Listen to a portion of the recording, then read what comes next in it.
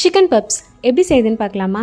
ஒரு பேனில் கொஞ்சமாக எண்ணெய் சேர்த்துட்டு ஒரு 3 மீடியம் சைஸில் உள்ள வெங்காயம் சேர்த்து நல்லா வதக்கி விட்டுக்கோங்க. நல்லா வதங்கி வந்ததுக்கப்புறமா ஒரே டீஸ்பூன் இஞ்சி பூண்டு பேஸ்ட் சேர்த்துட்டு ராஸ்மெல் போகிற வரைக்கும் நல்லா மிக்ஸ் பண்ணி விட்டுக்கோங்க. அண்ட் 1 கப் அளவுக்கு போன்லெஸ் சிக்கன் எடுத்துகிட்டு நல்லா மிக்ஸ் பண்ணிவிட்டு காரத்துக்கு 1 teaspoon chilli powder 1/2 teaspoon chicken masala சேர்த்து நல்லா மிக்ஸ் பண்ணி நல்லா வேக வச்சு எடுத்துக்கணும். சிக்கன் நல்லா வெந்து வந்ததுக்கப்புறம் 1/2 கப் குடமிளகாய் சேர்த்து நல்லா கலந்து விட்டுக்கோங்க. இப்போ 2 டீஸ்பூன் அளவுக்கு cream cheese, 1 teaspoon tomato ketchup, 1/2 teaspoon hot chilli sauce எல்லாம் சேர்த்துட்டு மிக்ஸ் பண்ணி விட்டுக்கலாம்.